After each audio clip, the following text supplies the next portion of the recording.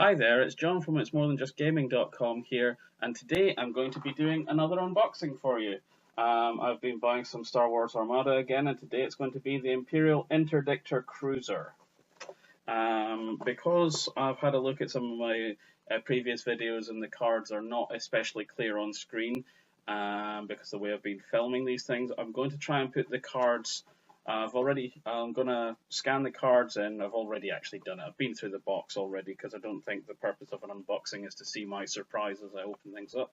I've scanned the cards in. I'll pop them on screen round about here, and the images will all be on my blog as well, so that you can actually have a look at it to your heart's content. The link to the blog will be in the description of the YouTube video.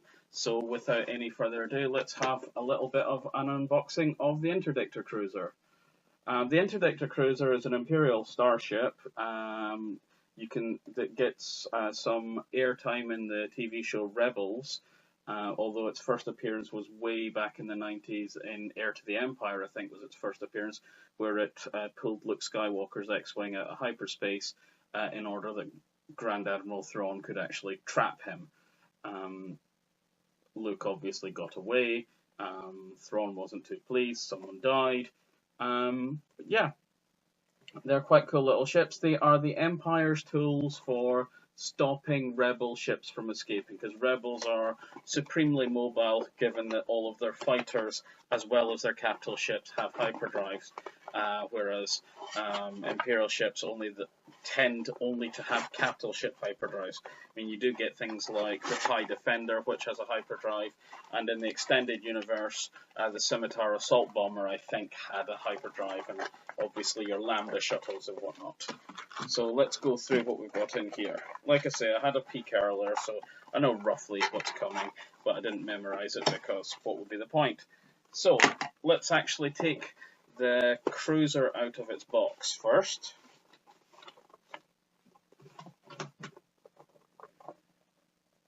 Nice looking little ship. Not quite as big as a Star Destroyer, but same sort of configuration, and to be honest, I like the Star Destroyer configuration.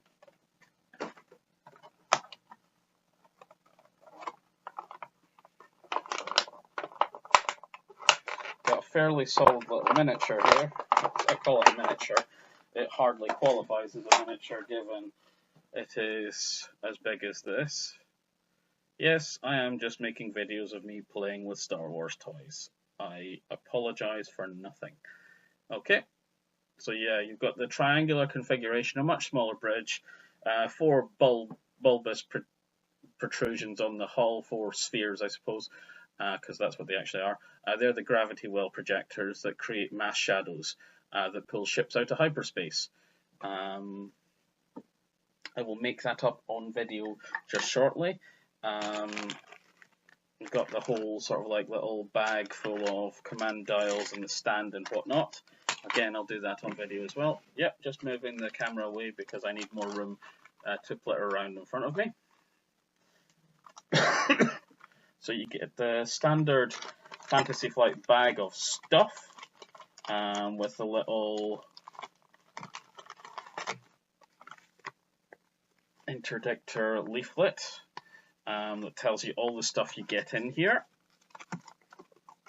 2 rules or 3 rules technically, I suppose, that are not necessarily unique to the Interdictor, but not standard to the game. So there's the Contain defense token, which I've seen on the Imperial Star Destroyer. You can spend this defense token to prevent the attacker from resolving the standard critical effect. The attacker can still resolve a non-standard critical effect, such as one granted by an upgrade card, so that's quite cool. Upgrade icon,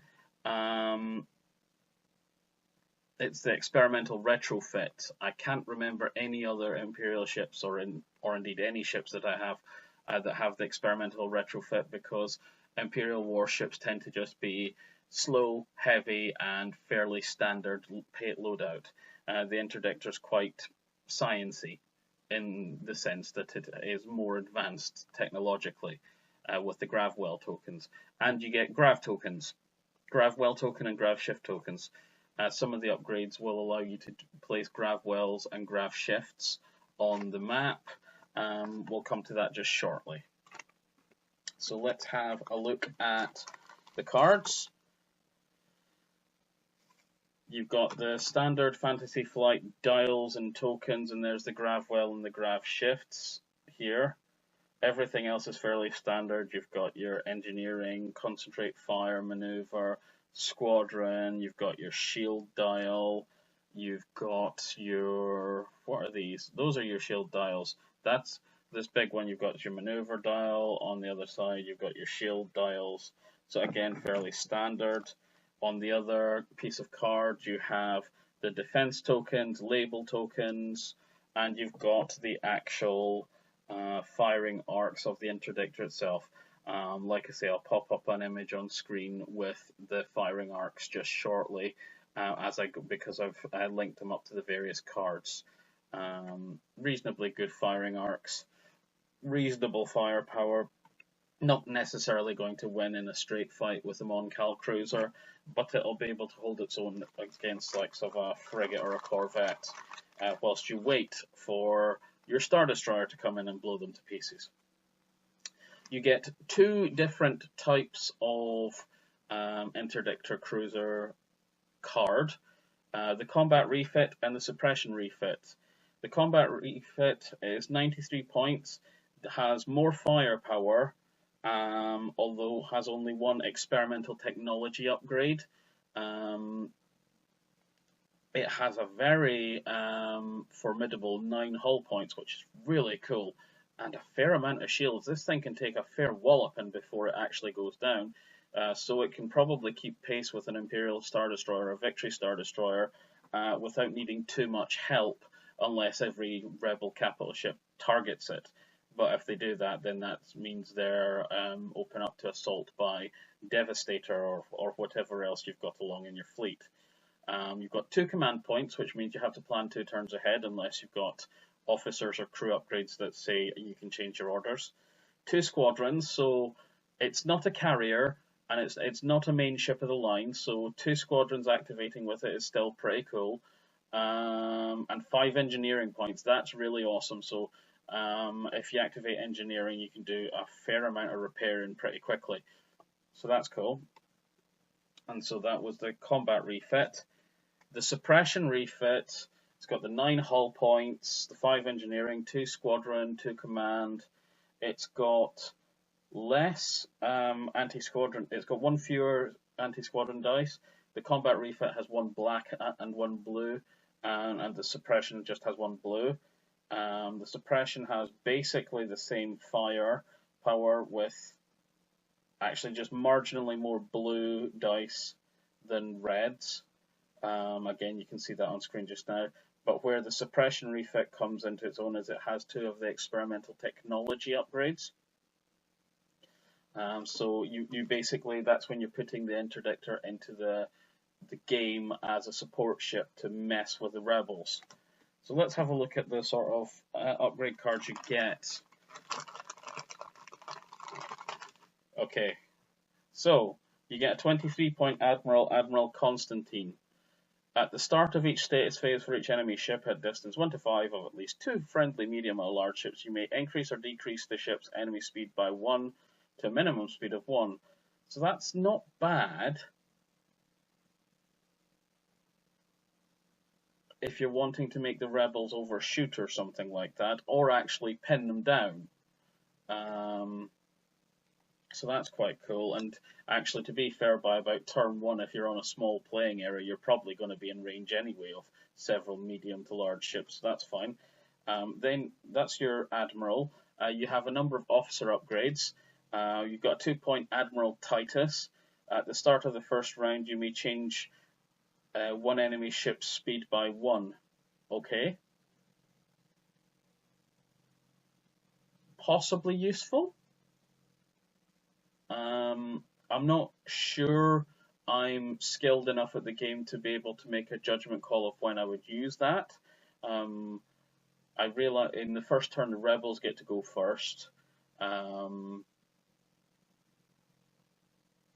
you do have to move up to their full speed. So would actually be handy to use Admiral Titus. So, for instance, that Mon Cal cruiser is going to go at full speed and has to move 3, and suddenly they're in range of your Star Destroyers or something like that. So that'd be quite cool.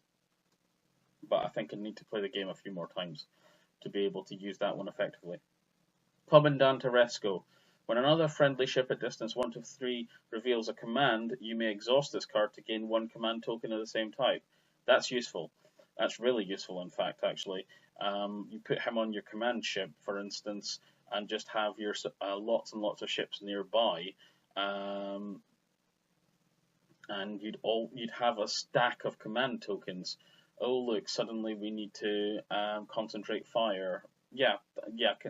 7 points is quite expensive, and depending on how many officer upgrades you can have, I might choose other ones because I quite like the fighter officer upgrades that allow you to do squadron orders, to change automatically to squadron orders, but this gives you a bit more flexibility. Then you have a generic officer upgrade, the flight commander. During your activation, you can resolve your squadron orders command after you execute a maneuver. Okay, yes, because actually you execute your squadron order first, so your fighters would basically have to move first, but this would allow you to actually move your ship into battle and then do your fighters. Again, actually, I'm not sure how I would use this as yet. Probably be useful, but I don't think I'm skilled enough to think. Actually, I don't know enough of the tactics in the game yet to be able to say that is exactly when I'd use that. Okay, the ship comes with 2 crew upgrades, not officer upgrades, crew upgrades. I'm possibly using the wrong terminology, but you can figure it out from your own sort of like knowledge of narrative. Officers are the senior commanders on your ship, and your crew are like the teams on your ship that do things. The first crew is the engineering team. Gain 1 additional engineering point. Now, putting one of these on your interdictor with 5 engineering points already, if you say, for instance, you put on the combat refit, you put one of these on, they're able to generate 6 engineering a turn, which would allow them to actually repair I think that's 6 shields or 3 hull. It's something like that. It might be 2 hull, but it's a lot. You can actually do quite a lot of repairs with that, so that's pretty awesome. It means that your interdictor will survive when the rebels don't expect it to. And obviously you can put it on any other ship as well. So, for instance, a Star Destroyer, I can't remember what sort of engineering score it has, but it'll be reasonably high. Possibly not as high as the interdictor, possibly it'll be 4, but still, that's quite awesome. The next crew upgrade is the fighter coordination team. After you execute a maneuver, you may select a number of unengaged friendly squadrons up to your squadron value at close to medium range. These squadrons may move up to distance 1. Okay, I can see exactly where I'd use that. I'd put this on a ship that I'm using to bring in a squadron of or squadrons of bombers. I would bring I would put a carrier on squadron orders, bring in say it was a carrier or a Star Destroyer, I should say, bring in 4 squadrons of bomber or bomber equivalents, bomb the living daylights out of a rebel capital ship, bring in the Star Destroyer, and then use the fighter coordination team to move the bombers slightly out of range. I can see that being useful because it means it gets them slightly further away and means that the rebels have less of a chance to bring in their fighters to tear them apart. Got some weapon upgrades. One of them is lasers, and one of them is a heavy weapons upgrade. I can't remember the exact terminology, but yeah, it's batteries perhaps. Quad laser turrets. While defending at distance 1, if the attacker is a squadron, you have counter 1, so basically you can shoot back, which is really handy if you're wanting to build a ship to be an anti-starfighter ship. It's making me think of the old Lancer frigates that you used to get in the old Star Wars books. in Star Wars video games. I don't imagine we'll be seeing them in Rebels or anything like that, but you can hope. We have the MS-1 ion cannon, which is one of your main turrets or main batteries. Blue critical, choose and exhaust one of the Defender's upgrade cards. I'm pretty sure this is actually a Star Destroyer upgrade as well, and I've used that to good effect to pound the Mon Cal Cruiser Liberty. Leading shots, this is a 4-point upgrade. While attacking, you may spend 1 blue die to reroll any number of dice in your attack pool. That's quite handy actually, because sometimes your dice roll just is poor and a reroll doesn't go amiss. And actually there's no harm in it. Then we're on to the experimental technology upgrades. G7X Gravwell Projector. Before deploying fleets, place 1 Gravwell token anywhere in the play area. When a ship deploys at distance 1 to 3 of a Gravwell token, its speed dial must be set to 0. I can see you using this basically to force enemy ships into or out of specific areas, so that it's a case of, yes, I'm putting the Gravwell there, so they will either deploy there and have no speed, and it'll take them ages to get to us, or they don't deploy there and I have my entire fleet waiting for them. So yeah, it's about messing with the other side. Targeting Scrambler, another experimental tech. While friendly ship at distance 1 to 3 is defending at close range, during spend defense token step, you may exhaust this card to force the attacker to reroll up to 4 dice of your choice. Yes, if they get a lot of hits, I can see that being incredibly useful. If they get a mixed bag of hits and focus or targeting, I can't remember the name of the other symbol in the dice. It could be a mixed bag if you choose poorly. But yeah, I can see that being incredibly useful. Put it alongside your no, actually, it wouldn't work in conjunction with the quad lasers because it's a ship at distance, a friendly ship. I guess, actually, yeah, I guess you could use this on the same ship as quad turbo lasers.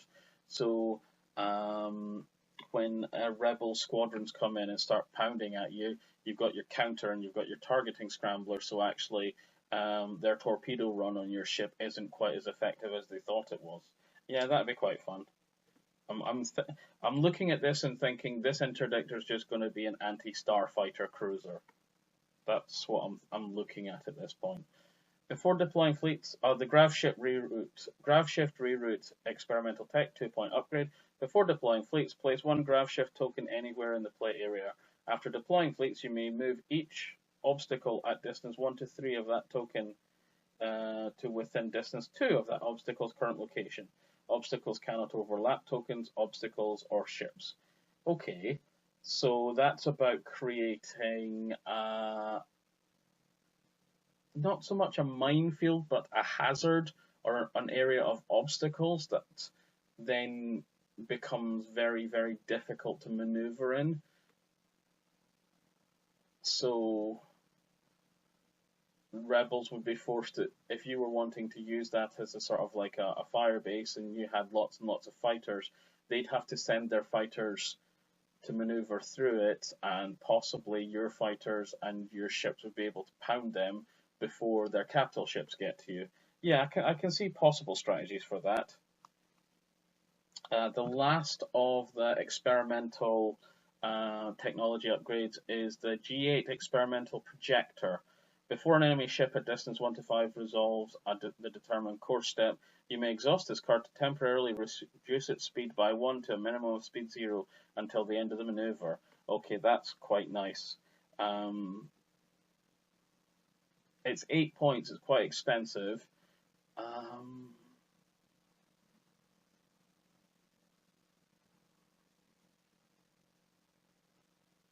I think you'd have to be quite a skilled player to use this effectively. I think it's about dancing at the edge of long range and then flipping this, basically using this card just when they think they're about to close with you. Actually, no, they're just outside weapons range. or they're at long range. They thought they were getting into close range, but they're in long range and you've got better long range weapons than them, something like that. I can see it being useful, but I think you'd have to be a skilled player, skilled at judging distances and whatnot to use that. There is one named title, they call them titles in the game. There is one ship name, the Interdictor, the namesake of the class. From reading the books, the Interdictors all had names like that actually meant entrapment. So they had things like Constrainer and Stellar Web and stuff like that, which I always thought was quite cool. When a ship activates, you may exhaust this card to ready one upgrade card equipped to the ship. So, yes, actually, I can see how that would be useful. You've used this card. You've used this ship already. You've got, let's see, what are the cards that you've got? Okay, quad lasers don't exhaust. That doesn't exhaust. That doesn't exhaust. Doesn't exhaust.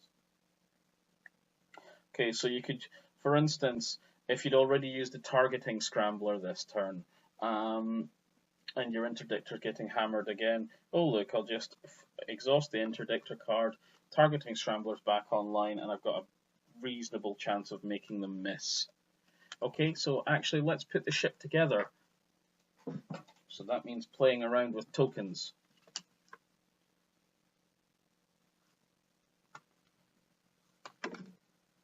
I'm going to go with the combat refit. Because why not?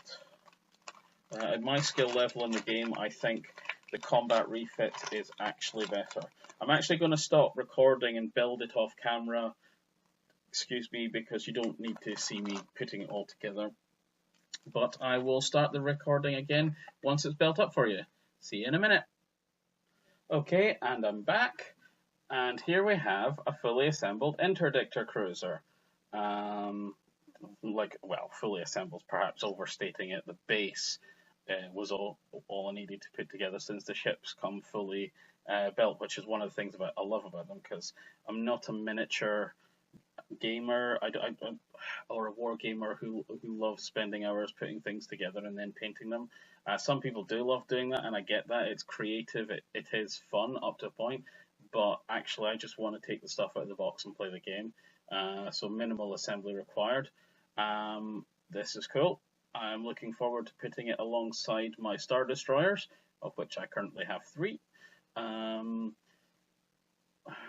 I don't know when my next unboxing of one of these will be. Hopefully the Quasarfire escort carrier will be available soon, because I'm planning to get one of those, because very good for being fighter support.